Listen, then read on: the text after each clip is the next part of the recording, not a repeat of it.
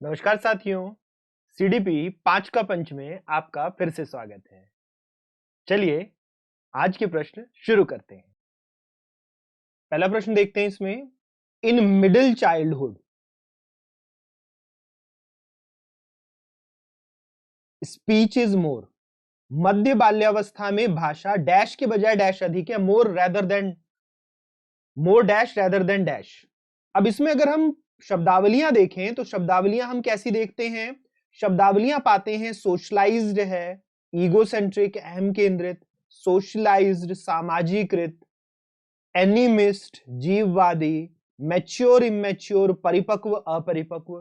तो ये सारे ही जो थ्योरीज हैं ये किस चीज को बताती हैं? ये बताती हैं प्याजे के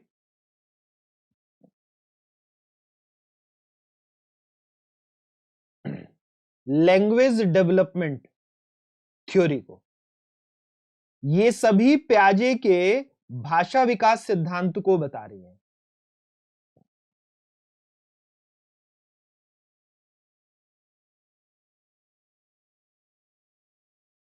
अब ये जो प्याजे का भाषा विकास सिद्धांत है ये दो तरह की बातें करता है, दो तरह के स्तर बताता है। पहला ये बताता है पूर्व बाल्यावस्था,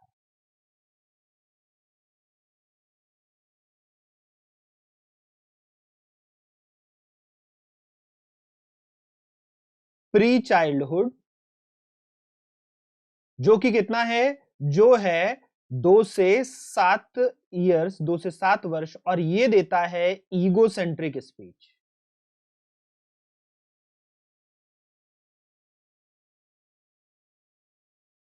जबकि दूसरी ये बात करता है मिडिल चाइल्डहुड,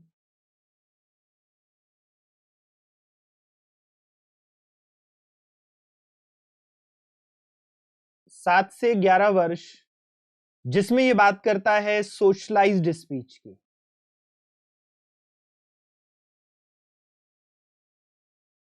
तो दो स्तर पर हम देख रहे हैं इसको। पहले स्तर पर पूर्व बाल्यावस्था,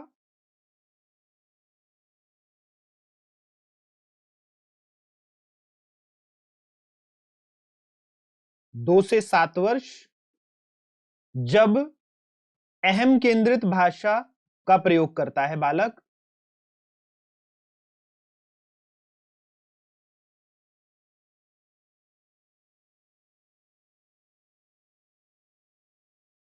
जबकि दूसरा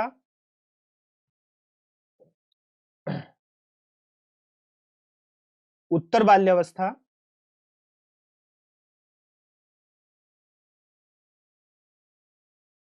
7 से 11 वर्ष,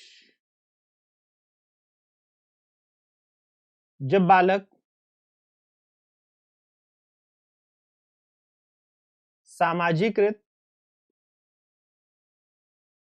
भाषा का प्रयोग करता है। क्योंकि यहां मिडिल चाइल्डहुड पूछा गया है, तो मिडिल चाइल्डहुड में हमें क्या देखने को मिलेगा? हमें उत्तर देखने को मिलता है मोर सोशलाइज्ड रेदर देन ईगोसेंट्रिक। तो यहां उत्तर दूसरा हो जाएगा। अब ये हिंदी में एक प्रश्न गलत था, क्योंकि हिंदी में इसका ट्रांसलेशन सही से नहीं किया गया। ये क्या हो जाएगा? मध्य बाल्यावस्था में भाषा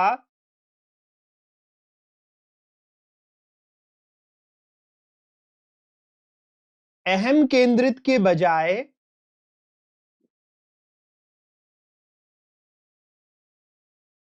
समाजीकृत अधिक है। तो हिंदी में हमारा उत्तर पहला हो जाएगा, अहम केंद्रित के बजाय समाजीकृत अधिक है। इसीलिए जो ये प्रश्न है जो कि हम देखेंगे सितंबर 2015 का सीटेट में आया हुआ है, तो सितंबर 2015 के प्रश्न में इसको रिकॉल कर लिया गया था और इसका आंसर उन्होंने नहीं दिया था, क्योंकि हिंदी और इंग्लिश में अलग अलग आंसर हो गए थे, तो ये सबको अवॉर्ड कर दिए थे उन्होंने मार्क्स। तो ये जो है ये हमें ध्यान रखना है कि पूर्व बाल्यावस्था में प्याजे के अनुसार बच्चा अहम केंद्रित भाषा करता है, जहां पे वो अपने अनुसार विचारों पे भाषा को बोलेगा, अपनी बनाई हुई भाषा को बोलेगा। जबकि उत्तर बाल्यावस्था में धीरे धीरे समाज के अनुरूप भाषा का स्वरूप होने लगता है उसका। In the pre childhood, that is 2 to 7 years, the child speech is more egocentric, that is based on their own opinions, whereas gradually they move on towards the socialized speech from the middle childhood. तो यहाँ पे हिंदी में उत्तर पहला है, अंग्रेजी में उत्तर दूसरा है। अगले प्रश्न की ओर बढ़ते हैं।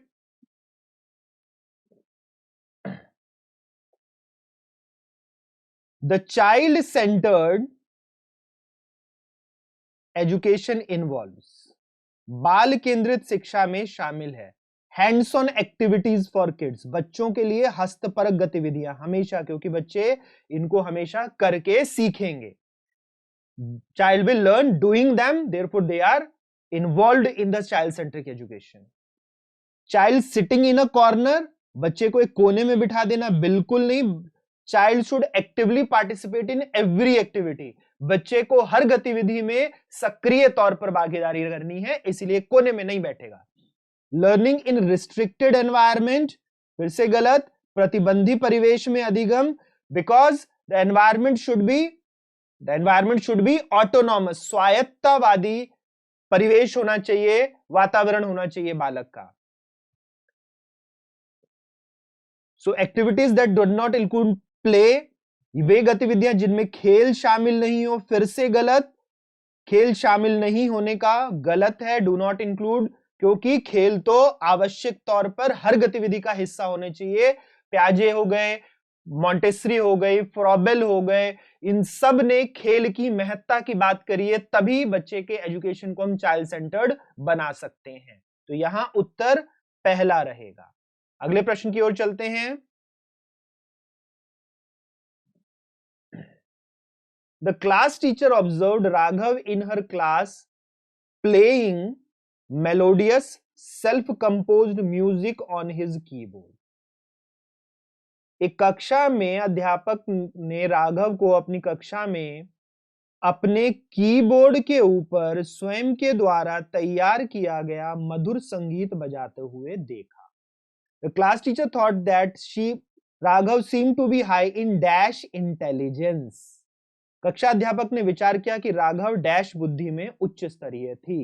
यानी यहां जो थ्योरी पूछी गई है मल्टीपल इंटेलिजेंस थ्योरी,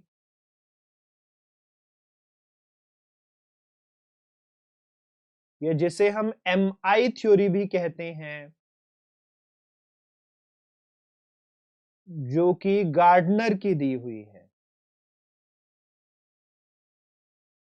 बहुबुद्धि सिद्धांत, या जिसे MI सिद्धांत भी कहा जाता है, जो कि गार्डनर का दिया हुआ है। अब यहां पे बार बार संगीत की बात हो रही है, इसलिए उत्तर तो यहां सी म्यूजिकल होगा।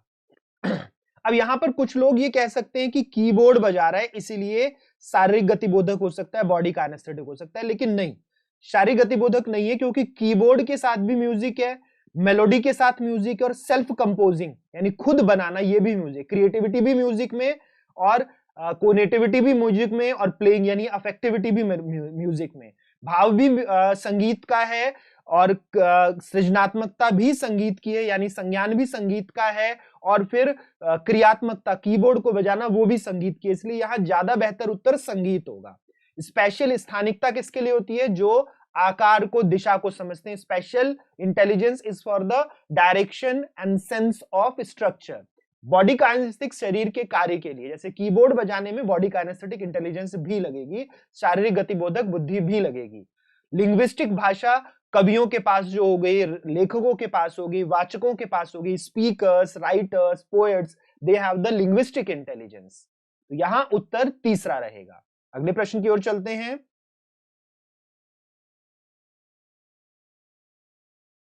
When a teacher considers boys as naturally better at mathematics than girls, एक शिक्षक यह समझता है कि स्वाभाविक रूप से लड़के गणित में लड़कियों से अच्छे हैं।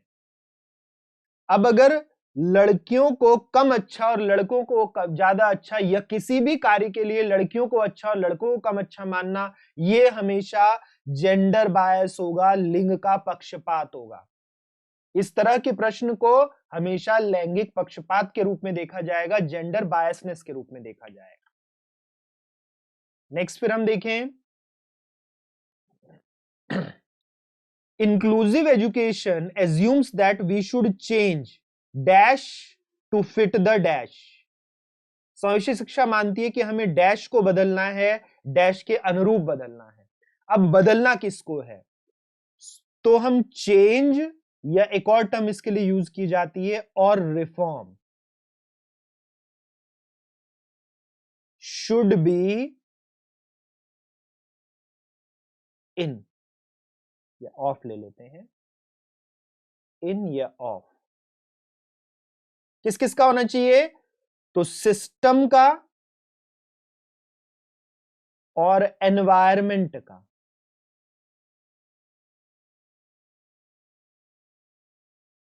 ठीक है, लेकिन नॉट ऑफ किसका? चाइल्ड का या स्टाइल ऑफ लर्निंग का।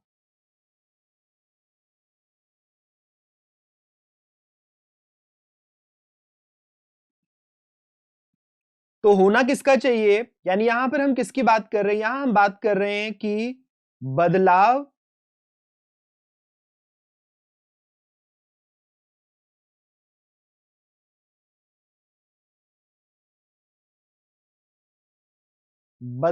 या सुधार होना चाहिए। किसका? तो व्यवस्था का और परिवेश या वातावरण का। नहीं होना चाहिए।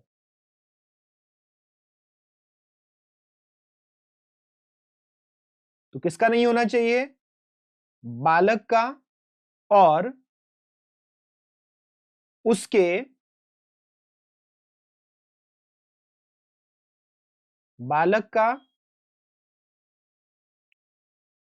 और उसके सीखने की शैली का। अब ये जो लर्निंग कहलाती है, इस लर्निंग को एक नाम दिया जाता है, और वो नाम क्या है? वो नाम है डिफरेंशिएटेड लर्निंग।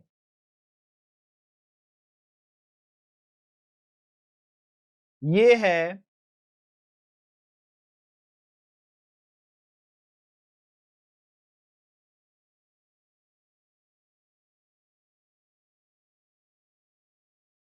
विभेदीकृत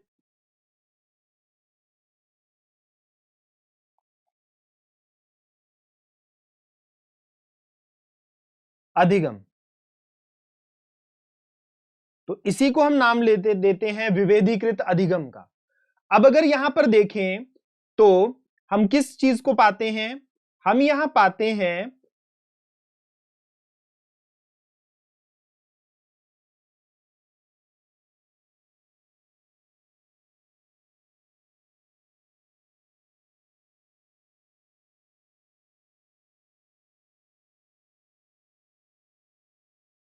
किस चीज को पाते हैं? हम यहां पाएंगे कि इंक्लूसिव एजुकेशन वी शुड